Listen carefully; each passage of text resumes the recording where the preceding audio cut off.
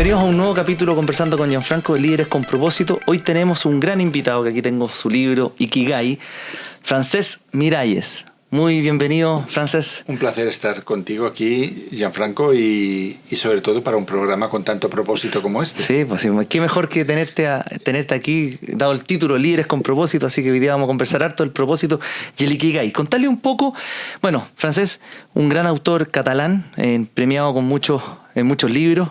Nació en Barcelona, se licenció en filosofía alemana y ha trabajado como editor, periodista y terapeuta artístico. Actualmente da conferencias en todo el mundo y escribe sobre psicología y espiritualidad en diferentes medios, así que bienvenido, hice un resumen de toda tu trayectoria. Muy bien. Primero, Francesc, ¿casado, hijos? Sí, estoy en pareja y tengo un hijo de 14 años que acaba de cumplir. Me puse tarde, porque sí. Tengo ya 56, o sea, aquí yo creo que empiezan un poco antes. Sí, aquí cada vez un poquito después. Al principio mi papá se casó a los 23 y yo me casé a los 31, así que se va, porque vamos viviendo más también, pues claro. Queremos y estamos más globalizados y queremos compartir más experiencia antes. Leí en tu página lo siguiente, a ver si me puedes ayudar, que Francesc Miralles fue de fracaso en fracaso hasta que una profesora universitaria le contagió la pasión por el alemán. Exacto. ¿Qué fue eso?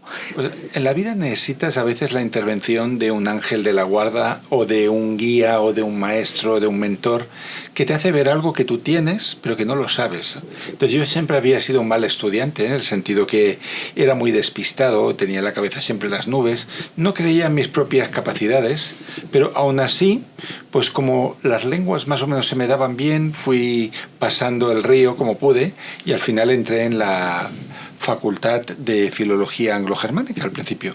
Y allí seguí suspendiendo. Pero una profesora de alemán, que era una lengua que yo hacía por primera vez en mi vida, vio en mí que podía tener ese talento y empezó a sacarme al estrado en clase para hacer prácticas de conversación delante de los alumnos.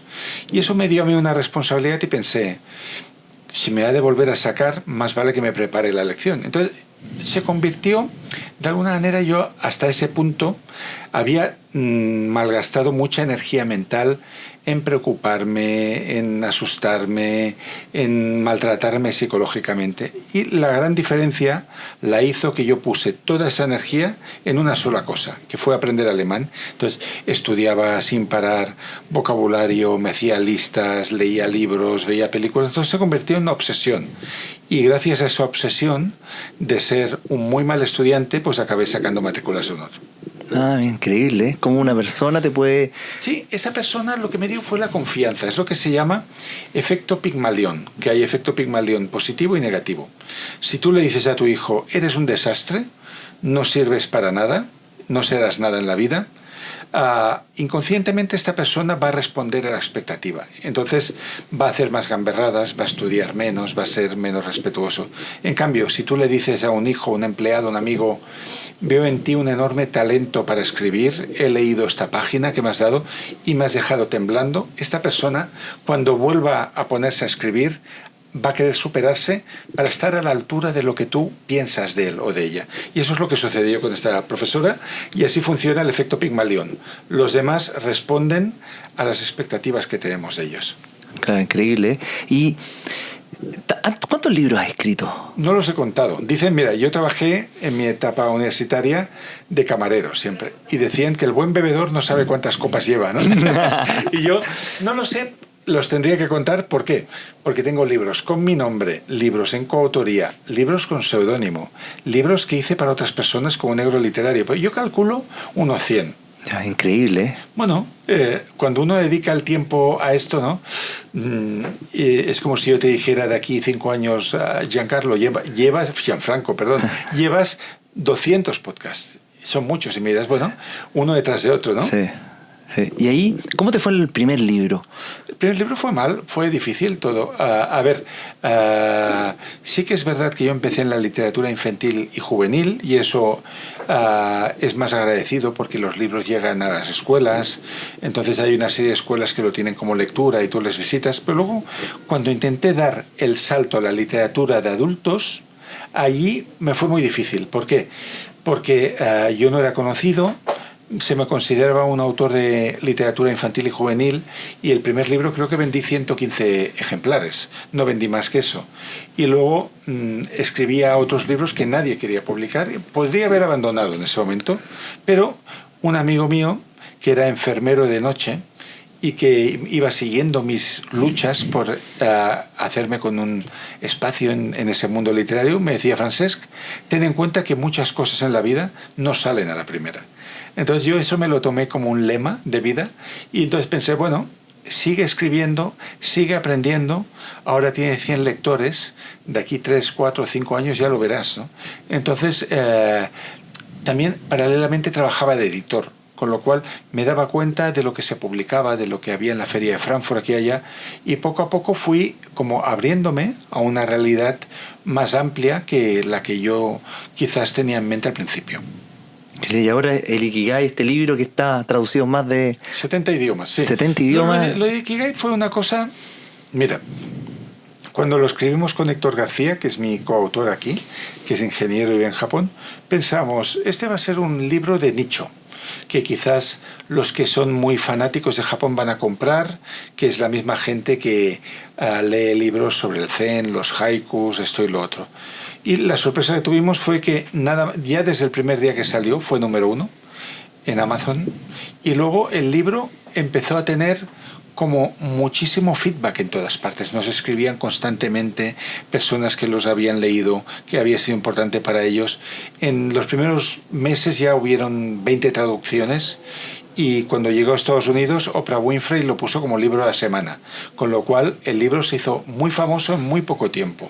Y nosotros somos personas más bien tímidas y modestas, entonces nos superó un poco toda esa oleada. Pero también tengo que decirte, Gianfranco, que ser famoso como autor es ser un desconocido en comparación con ser famoso en el fútbol, en la canción, en YouTube, porque cuando tú vas por la calle nadie sabe quién eres. O sea, muy pocas veces a mí me reconocen en un supermercado y me dicen: oye, tú eres Francesc Miralles. Y cuando me reconocen no es por los libros, es porque me ven en un podcast en el que estoy, que se llama Ojalá estuvieras aquí. No, ojalá lo hubieras sabido antes, y donde en la portada del podcast sale mi foto y la de los otros dos contertulios. Y me reconocen por eso, pero no por los libros. Increíble, sí, porque al final uno nunca sabe, ¿no? Pocas veces aparece la foto, de repente... No, por ejemplo, en India este libro ha sido 3 años número 1 y nadie sabe mi nombre. Entonces la gente sabe que eres el autor de Ikigai, pero ellos conocen el Ikigai, no Francesc Miralles ni Héctor García. ¿Y qué es el Ikigai? Si nos puedes explicar. Sí. Mira, el Ikigai es una palabra japonesa de estas que no se traducen con un solo término, pero podemos hacer aproximaciones de decir que significa propósito de vida, tu razón de ser, el motivo por el que levantas de la cama, o incluso una traducción más libre que creamos al principio, la felicidad de estar bien ocupado. Ya. Mira, y ahí fue producto de un viaje que hiciste a Japón. Si nos puedes contar un poco. Bueno, yo había hecho varios viajes a Japón. En uno conocí a Héctor García y al cabo de un par de años de tener amistad decidimos ir a Okinawa para entrevistar a los centenarios de un pueblo que había salido en el libro Guinness de los Récords como el más longevo del mundo, que es un lugar, una aldea agraria donde viven de plantar cítricos y de la agricultura, que se llama Ogimi.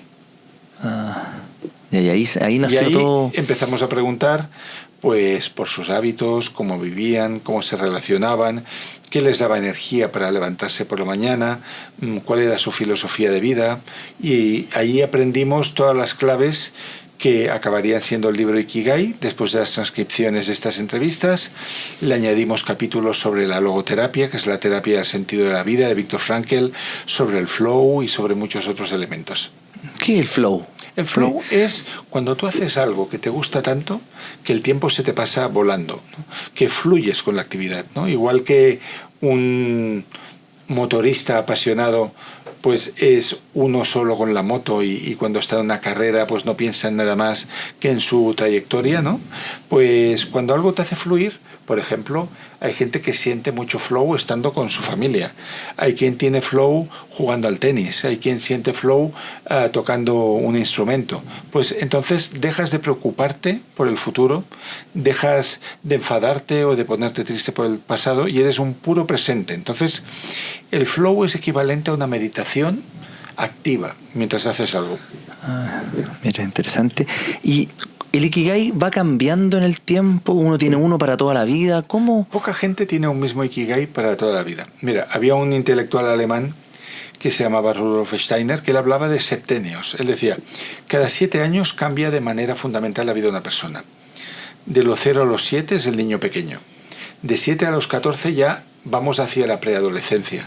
De los 14 a los 21 hay muchas decisiones sobre la orientación sexual, profesional, dónde quieres vivir, cómo, con quién, tal. De los 21 a los 28 es otra etapa, ¿no?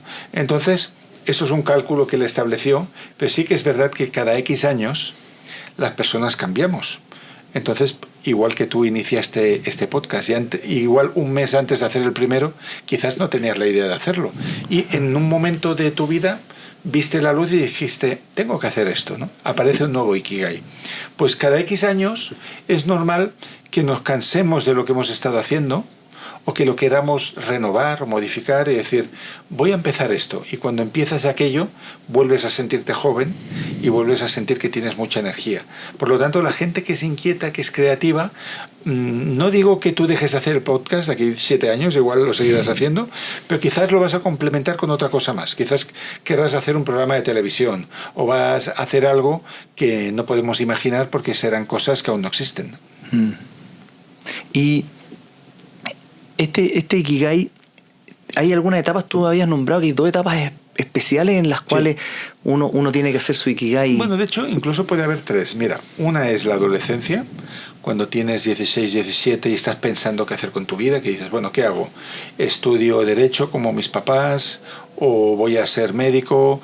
¿O me tiro por la vía artística? ¿O voy a la escuela de cine? ¿No? Es un momento en el que uno piensa en muchos futuros posibles y hay futuros que parecen como más seguros que otros, ¿no? Y hay cosas que dicen, no te ganarás la vida, esto es muy difícil. Entonces, ese es un momento de estrés, ¿no? Cuando decides qué vas a estudiar, porque eso va a marcar tu camino laboral, aunque luego puedas salirte de ahí, de entrada, te va a meter en un determinado carril. Un segundo momento de importancia para el Ikigai es la jubilación, ¿no? Si tú trabajas para otros, en un banco, una empresa, pues va a llegar una edad 60, 65 y te van a decir, bueno, hasta aquí, gracias por los servicios prestados, puede ir usted a su casa. Y es un momento de la vida muy especial, porque no solo dejas de ir a la oficina, sino que seguramente tus hijos ya son mayores, no te necesitan, igual viven en otros lugares. Tus padres puede ser que ya hayan muerto y ya no cuidas de ellos, con lo cual te encuentras sin responsabilidades ni por arriba ni por abajo, sin ningún sitio donde ir, y o te has preparado bien para eso y tienes pensado tu próximo Ikigai, o puedes llegar a sentir un vacío que puede ser muy angustiante. Por eso los japoneses en los últimos años de actividad oficial se preparan para su nueva vida, que puede ser tan satisfactoria o más que la anterior. Y el tercer momento en el que el Ikigai es importante, cuando hay una crisis personal. Una crisis se produce, no sé, cuando una persona se separa y rompe con lo que es su vida, cuando sobreviene una enfermedad, ¿no? Por ejemplo, Frida Kahlo, la gran pintora mexicana, ella descubre su Ikigai, que es pintar, que no tenía ni idea de que haría eso, después de un gravísimo accidente de un autobús que choca contra un tranvía y que ella queda muy mal herida y durante 6 meses está convaleciente sin poderse mover. Ahí decide que va a pintar, nunca antes lo había pensado. O alguien que sufre una ruina económica, que lo pierde todo y tiene que empezar de cero y piensa, bueno, ya que voy a empezar de cero, ¿y si hiciera aquello que soñé cuando era un niño, ¿no? Francés, ¿cómo uno sabe si está viviendo su Ikigai o no? Sí, hay signos muy claros. Mira, por ejemplo, si tú estás haciendo algo que empieza los lunes y el domingo por la tarde te viene la pereza que tenías de niño para ir a la escuela, es que no estás en tu Ikigai. Si cuando estás haciendo eso, estás mirando el reloj y dices, bueno, a ver cuándo son las 6, a ver cuándo se acaba, no estás en tu Ikigai. Si la actividad te produce frustración, aburrimiento, Si sientes que no estás viviendo la vida que te corresponde, no estás en tu Ikigai. Porque todos estos signos son signos de una cosa que se llama despido interior, que es cuando el cuerpo va al trabajo, pero la mente y el corazón se quedan en casa. Entonces hay que estar atento a estas señales, porque significa quizás que hemos acabado una etapa, que hasta este punto, quizás en el pasado sí fuimos felices con esto, pero que ha llegado un momento en que quizás hemos dado ya todo lo que teníamos que entregar a eso y necesitamos empezar algo nuevo. Puede ser que eso nuevo no lo sepas aún. Y entonces lo que hay es una travesía del desierto, que es una búsqueda de tu próximo Ikigai. Pero la buena noticia es que buscar tu Ikigai es un Ikigai en sí mismo, es estar en marcha, es estar nuevamente conectado con tus talentos y tus prioridades. Y si uno toma todos estos tips que nos está dando ahora para ver si uno está en su Ikigai y no, y se da cuenta que uno no está, pero también uno tiene que vivir. Sí, entonces hay que hacer un plan. Necesitamos un plan, hay que hacer una estrategia, ¿no? Yo, por ejemplo, mira, mi mujer, con la que estoy hace 9 años, ella es de Hungría, llegó a Barcelona. Ella había trabajado en una cosa que no le satisfacía, que trabajaba en la industria electoral, que yo no sabía que había una industria en eso.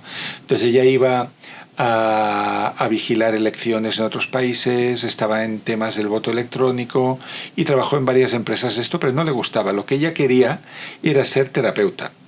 Entonces tenía la formación, pero no tenía la red para empezar a tener clientes.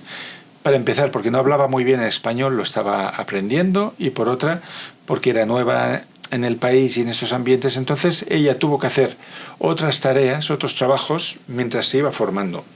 Y un psicólogo amigo le dijo, mira, hacerte con una cartera de clientes lleva de promedio 4 años. Dice, pero son 4 años que han de ser activos. No son 4 años en que tú te pones a esperar mientras trabajas en algo alimenticio. Son 4 años en los que tú tienes que escribir artículos, dar charlas gratuitas, conectar con otros terapeutas, colaborar en cursos. Entonces, si tú vas haciendo eso, de aquí 4 años habrá crecido tu red de influencia hasta el punto que van a venir los pacientes a tu casa.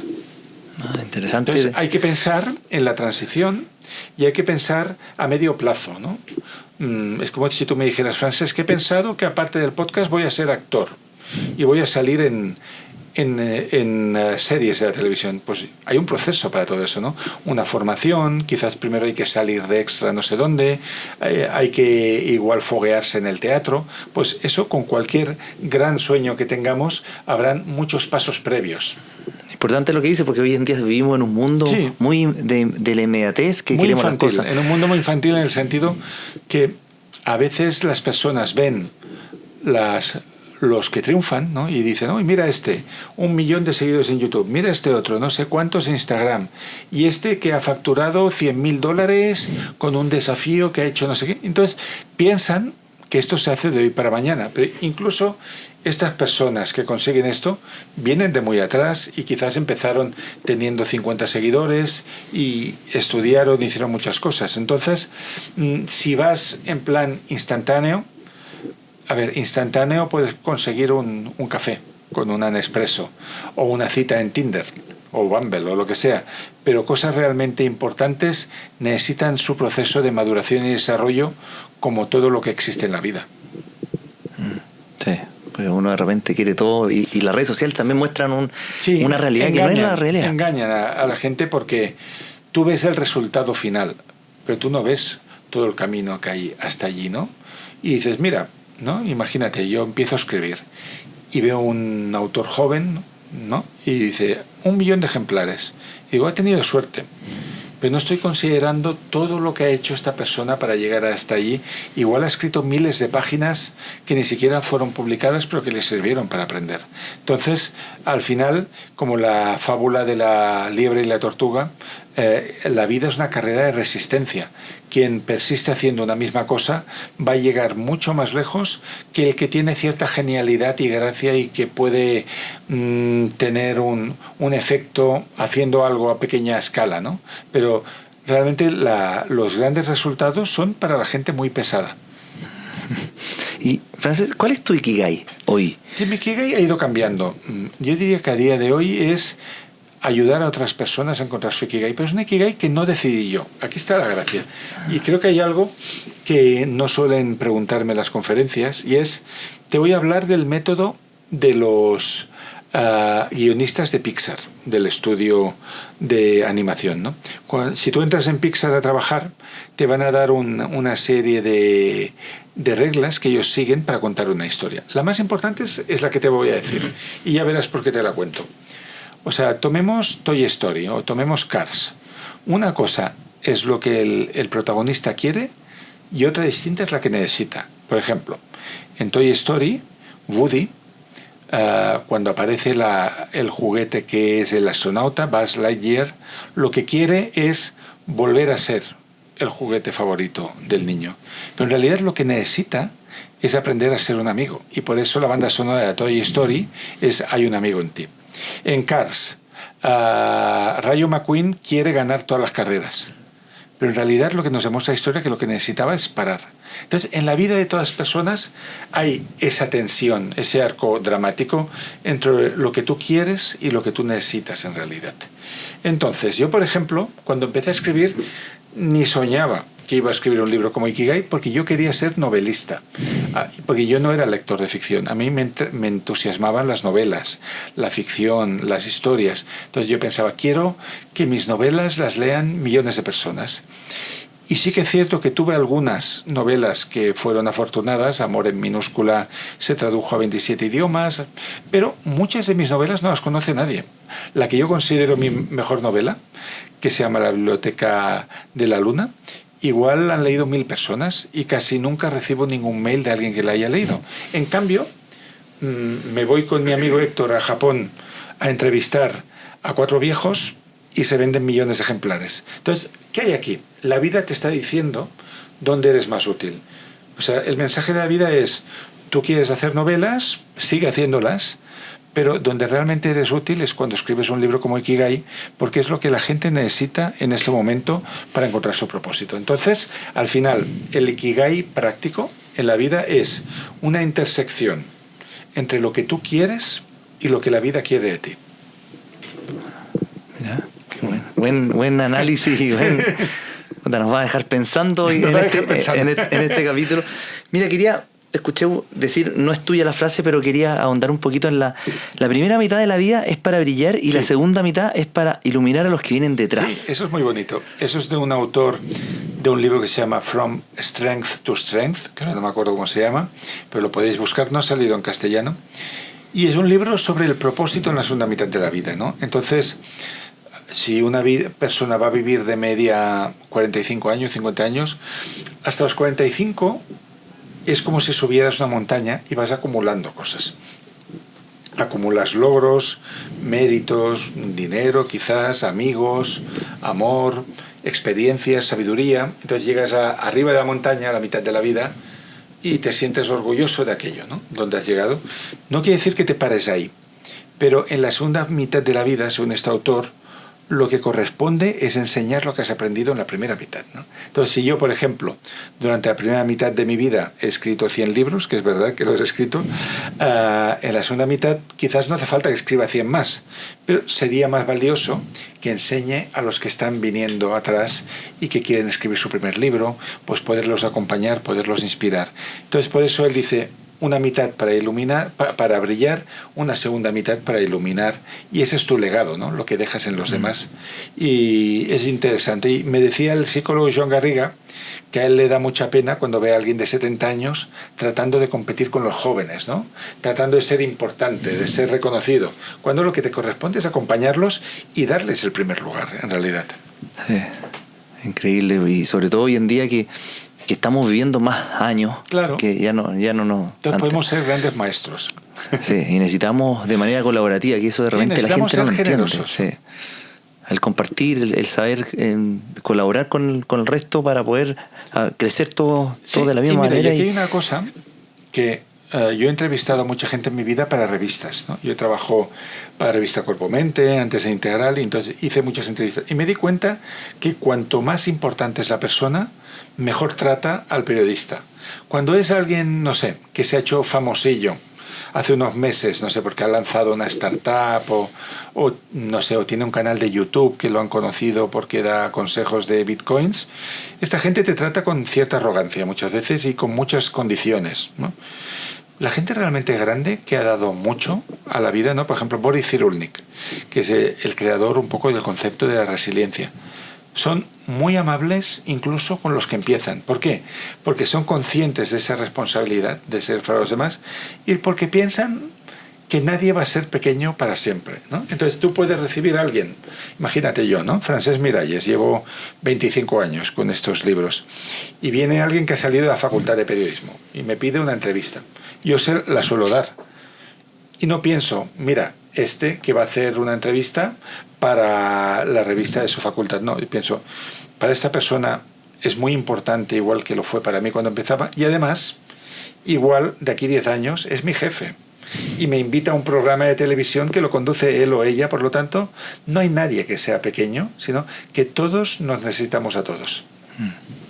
Interesante y buen consejo ese, porque de repente yo he visto también gente en que uno trata de llegar a ciertas personas y lo tratan de repente muy déspotamente sí, porque se creen más importantes de lo que son. Y al final somos todos sí, somos iguales, o sea, somos humanos, partimos todos desde cero. Yo siempre intento contestar a todo el mundo mientras puedo, ¿no? Incluso a alguien que te dice, he leído tu libro, pues gracias por leerlo. O sea, intento contestar a todo el mundo porque cuando yo era adolescente, yo estoy marcado por una anécdota que te va a hacer gracia. Yo era un chico así como solitario, tímido, enamoradizo, y cuando yo tenía 14, 15 años, estaba enamorado de Susan Vega, que era una artista de Nueva York, de folk, que en ese momento era muy famosa. Seguramente te suena una canción que se llama My Name is Luca, I live on the second floor, ¿te acuerdas de esta? Sí. Pues yo tenía 14 años y Susan Vega era una artista famosa de 20. Entonces, ella sacó un disco que en ese momento era de vinilo y en la funda interior del disco había como un recuadro con un apartado de correos que ponía, podéis escribirme aquí, ¿no? Entonces yo le escribí una carta y le mandé, traducido al inglés, un poema que yo había escrito entonces. Dice, mira, he escrito un poema que se llama Largas... Y me contestó. Y me contestó algo que me enfadó y rompí la postal. Me contestó con una postal, con la foto de ella, y me hizo una crítica de mi texto. Y la crítica decía, behind the words, it must be feeling. Dijo, más allá de las palabras, tienes que poner sentimiento ahí. Y eso ofendió mi ego de autor en aquel momento, rompí la postal y la tiré a la basura. Pero luego, con el tiempo, siempre agradecí que esta persona contestó a un chiquillo de España entre miles que debían escribir y que se tomó el tiempo de coger una pluma y saludar y decir, te he leído, ¿no? Entonces, por eso yo intento hacerlo con los que son como yo era. Increíble. Y hay algunos que hasta agradecen los malos comentarios, porque también se dio el tiempo, lo vio, la otra estaba viendo un entrevistado. Agradecer los malos comentarios significan ser una persona muy generosa ya. Porque al final se dio el tiempo y por lo menos hay una crítica y de repente de los malos comentarios puede aparecer una oportunidad de mejora. Aunque a veces los malos comentarios lo que buscan es otra cosa, es un protagonismo. Yo, por ejemplo, mira, a mí me llegan muchísimos mails de todo tipo de gente y yo tengo un blog que escribo casi todos los lunes que se llama Monday News, y otro día me escribió una chica que quiere escribir un libro, ¿no? que tiene un tema sobre el ego, que quiere publicar un libro sobre el ego. Y para llegar a mí lo que hace es escribir y dice, por cierto, en tus 2 últimas noticias de Monday News, que hablas de esto y del otro, veo mucho ego en lo que tú has escrito, porque esto y lo otro. Entonces yo le contesté, hay mucho ego en el hecho de que tú me escribas diciendo que yo tengo ego también, porque te estás poniendo por encima de mí. Pero al final quedamos amigos y le dije que la iba a atender media hora para ver el índice de su libro, ¿no? Pero sí, a ver, alguien que se toma el tiempo de leerte o de escuchar tu podcast, ya solo por eso merece tu respeto, ¿no? Sí. Ha entregado lo más valioso que tiene, que es vida. Y la vida se compone de tiempo. Tiempo para leer un libro, para escuchar, y por lo tanto, si el mensaje es respetuoso, merecería ser contestado. Sí. Francis, el fin de semana estuve conversando con un amigo que está bien entrampado en distintas cosas y me dijo, ¿y qué puedo hacer? ¿Qué puedo hacer? Y me estuvo contando hartas cosas y una de las cosas que yo le recomendé, que yo lo he aplicado y me ha ayudado harto, es darme tiempo para mí. O sea, tener tiempo para uno. Yo ¿Sí? le contaba que iba al gimnasio y después me daba un sauna y que son 10 minutos que estoy yo solo. Entonces me Te logro... vienen las mejores ideas. Te vienen las mejores ideas que al final... Y me doy tiempo a mí. Yo le recomendé, date, no sé, 15, 20 minutos y me dijo, chuta, nunca lo había pensado. Yo pensaba que el estar sin nada es perder el tiempo. Mira, los holandeses tienen una palabra que se llama niksen, que significa no hacer nada, pero de forma creativa. Y de hecho dicen, si tú estás siempre corriendo de aquí para allá, quizás te estás olvidando de algo muy importante o te estás equivocando de algo y no te das cuenta, porque estás en la carrera, ¿no? Entonces, a veces, cuando tú sientas que estás en un momento de confusión o que sientes un malestar y no sabes por qué, a veces uno se siente triste y no hay un motivo. Pues ahí es cuando hay que parar, tomarte un café contigo mismo, como hablábamos hoy en una presentación aquí en Santiago de Chile. Te tomas una libreta o un bolígrafo, te tomas el café y dices, bueno, vamos a analizar las diferentes partes de mi vida, ¿no? La familia, el trabajo, mi manejo del dinero, mi vida intelectual, lo que leo. Y vamos a ver de qué estoy contento y de qué no estoy contento. Este es un ejercicio que yo hago cada 2-3 meses. Tengo un amigo que se llama Quique, que es periodista, y que quedamos en una tetería y él siempre me hacía la misma pregunta. Francesc, ¿en qué porcentaje estás contento de tu vida? Siempre me preguntaba lo mismo. Y siempre está más contento él que yo. Y me acuerdo una vez le dije, el 50% estoy contento. Dice, eso es muy poco. Dice, ¿por qué? Digo, bueno, porque hay trabajos que quizás me gustan, pero el que lo encarga es una persona desagradable y me desagrada trabajar con esa persona o el tipo de... Dice, pues tienes que aspirar al 100%, hombre. Dice, yo estoy casi en el 100. Dice, te diría 100 y te digo 95 porque me duele un pie. Si no, sería 100%. Mira, interesante esto de poder darse un tiempo con uno mismo y tenerlo como rutina, o sea, cada 2-3 meses.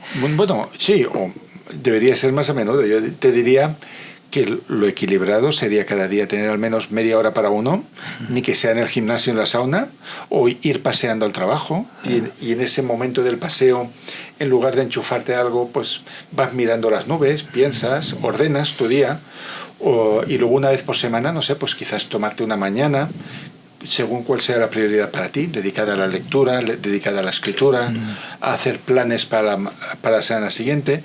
Y yo creo que si te procuras esos oasis de creatividad, van a surgir muchas más cosas que si solo haces lo que está pautado. Sí, es increíble, y sobre todo también tener los ojos. Yo me doy cuenta cuando voy a comer con mi señora y me dice, voy al baño y yo hago el esfuerzo de no ver el celular, porque uno lo que tiende al tiro es ver el celular. Sí, yo creo que y uno se siente como todos súper... nos vamos al baño con el celular, es un momento de mucho estudio ese. Sí, entonces al final el tratar de alejarnos de eso... Son automatismos, ¿no? La mente se pone en piloto automático, hace una serie de cosas, entonces hay que desafiar la inercia, desafiar ese automatismo y decir, bueno, voy a aprovechar esta actividad que es rutinaria, que puedes ir al baño, como ir a trabajar, como la ducha, que incluso hay quien cuando se ducha pone un audiolibro, ¿no? Pues no quiere perder el tiempo, quiere que todo el día está haciendo algo. Pues mira, aunque sea el momento de la ducha, relájate y pon la mente en blanco a ver qué surge de ahí, ¿no? Sí. Bueno, eso me ayuda mucho el golf también, el jugar golf. Pone la mente en un estado sí, de foco, ¿no? Sí, ¿no? Y estar también ahí en la naturaleza. Yo realmente voy a jugar solo. Y me dice, oye, pero qué fome, ¿cómo vas a jugar solo? Y haces el circuito, ¿no? Sí, bueno, juego de repente nuevo. Y te relajas y te da mucho tiempo para pensar en cosas que... Y de repente, como Eureka cuando cantó. Sí. Eureka, mira, encontré la solución de este problema que estaba buscando. Mira, tú lo has encontrado en el golf.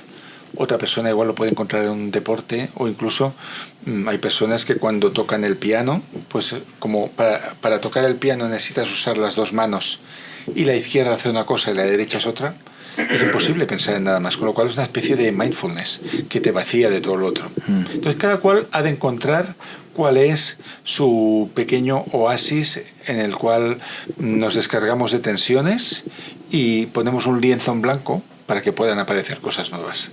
Francis, de este libro, ¿qué nos podrías decir tres?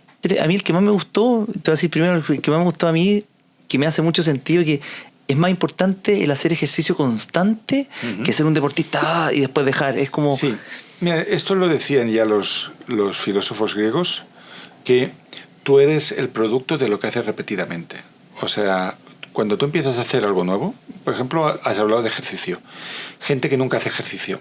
Si lo hace un día, es un accidente, es una anécdota, pero si lo hace todos los días ya se convierte en un estilo de vida y en algo que transforma.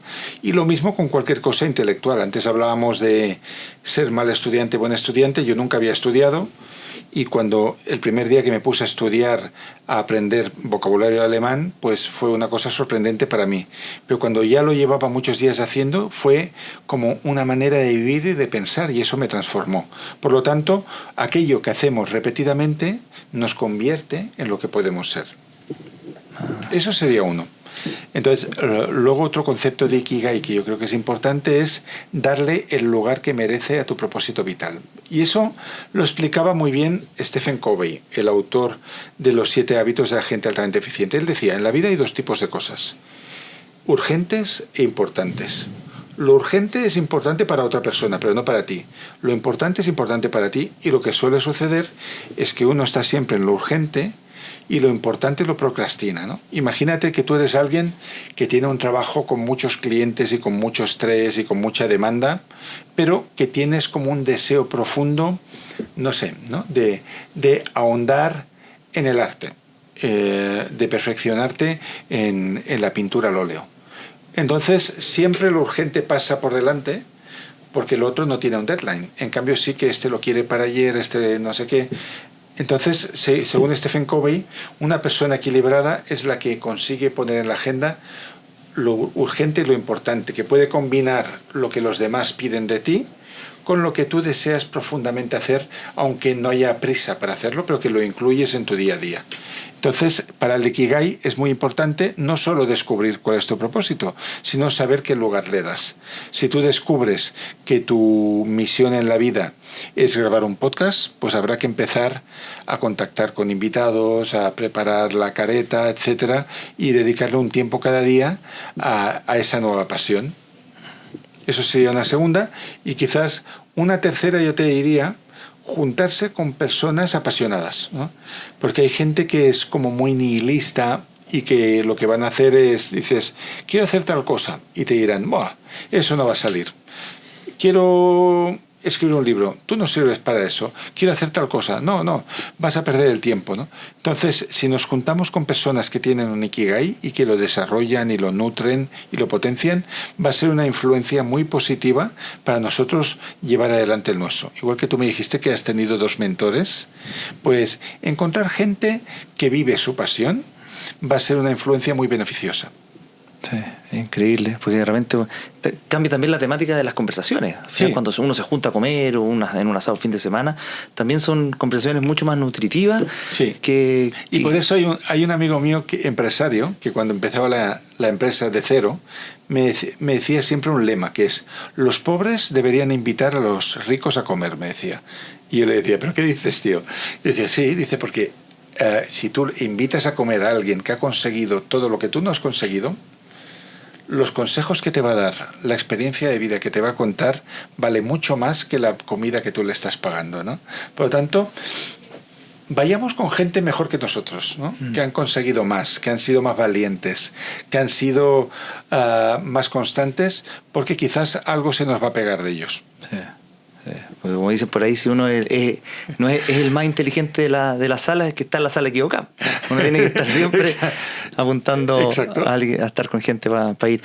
Francis, bueno, en línea un poco también y agradecerle a la Asociación de Empresas Familiares, a la AEF, de haberte traído a Chile, y también muestra también la visión que está teniendo la AEF de poder, porque estos 2 días que has estado aquí dando tu exposición, que ha habido mucha gente que está interesada hoy en día en el tema del propósito del Ikigai, porque al final esto nos ayuda a todos. O sea, ojalá todo el mundo tuviera un Ikigai, porque seríamos todos mejores personas. Y hoy en día, ¿cómo podemos manejar el Ikigai? O cómo el Ikigai nos puede ayudar también, porque vemos que está súper complicado. Tenemos muchos problemas de sociedad, problemas de polarización. Sí. Pero piensa que problemas ha habido siempre, ¿eh? Hay una ilusión humana y es pensar que solo nosotros estamos sufriendo. Vayámonos a la posguerra, ¿no? De la Segunda Guerra Mundial y lo que tuvieron que hacer nuestros abuelos para poder vivir y los conflictos que habían entonces. Entonces, vivir es enfrentarse a una sucesión de problemas constante. Entonces, o te lo tomas eso como un deporte, dicen que los problemas son el desayuno de los campeones, ¿no? O te vas a pasar la vida quejándote. Y quejarse es lo contrario del Ikigai, porque el propósito lleva en su interior la acción. Cuando tú tienes un propósito, vas en una dirección determinada y eres proactivo.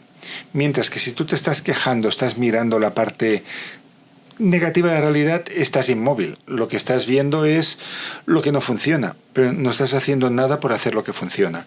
Entonces yo te diría que para vivir tu Ikigai, por muy complicados que sean los tiempos, lo que no debe hacer como los estoicos. Ellos decían, te has de ocupar solo de lo que depende de ti.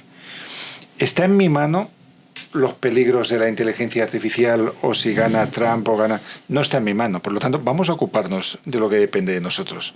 Ahí está el propósito. Sí. No, increíble. Bueno, y ahí tú tienes 3 libros de Ikigai. Si nos puedes, porque el primero es el que escribimos inmediatamente después de ir a la Aldea de los Centenarios. Se llama Ikigai, los secretos de Japón para una vida larga y feliz. Luego escribimos el método Ikigai porque nos pidieron que hiciéramos un libro práctico 100% de ejercicios, y ese es un libro de trabajo solo. Y luego nos pidieron también uno para chicos y adolescentes, y ese se llama El Pequeño Ikigai, que es para escuelas, para gente que está en esa etapa de la vida que van a tomar decisiones en breve, ¿no?